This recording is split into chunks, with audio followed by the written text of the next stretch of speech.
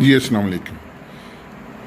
ایران کے اوپر اسرائیل کا یہ حملہ سمپلی ایران اور اسرائیل کی لڑائی نہیں ہے۔ اگر آپ اس خطے کے واقعات کو تھوڑا سا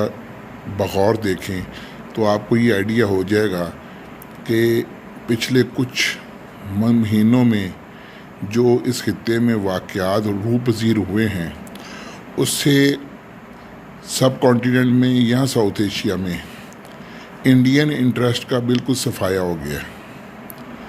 آپ اگر بنگلہ دیش میں دیکھیں تو بنگلہ دیش میں بالکل اینٹی انڈین حکومت آ گئی ہے جو پرو چائنا بھی ہے اور جو پاکستان کے ساتھ بھی اپنے تعلقات کو بہتر کرنا چاہ رہی ہے۔ پاکستان تو پہلے ہی اینٹی انڈیا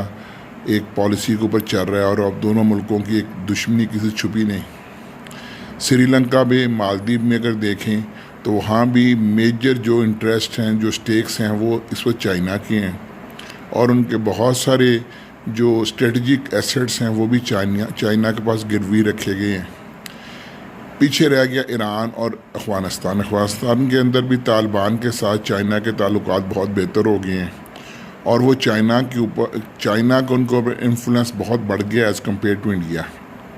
پیچھے رہ گیا تھا ایران کے اندر بھی اگر آپ پچھلے کچھ عرصے سے واقعات کا جائزہ لیں تو آپ کو پتہ چلے گا کہ ایران کے اندر بھی جو چار بہار ایک بندرگاہ تھی جس میں انڈیا انویسٹمنٹ کر رہا تھا وہ بھی تقریباً وہ پروجیکٹ ختم ہو چکا ہے اور چائنیز انٹرسٹ ایران کے اندر بھی کافی زیادہ بڑھ گیا ہے۔ نیپال نے ابھی ریسنٹلی اپنا نقشہ جاری کیا جس میں انہوں نے بہت سارا اپنا کچھ ایسا ایریا بھی ہے جو انہوں نے اپنا ایریا دکھایا کہ انڈیا کے قبضے میں ہے۔ تو اب جب کہ ساؤتھ ایشیا کے اندر تمام ممالک کے اندر انڈیا کا اثر رسوخ زیرو ہو گیا ہے تو اس موقع کے اوپر ایران پہ حملہ کرنا اور رجیم چینج کی باتیں کرنا یہ بیسیکلی صرف اسرائیل اور ایران کی جنگ نہیں ہے،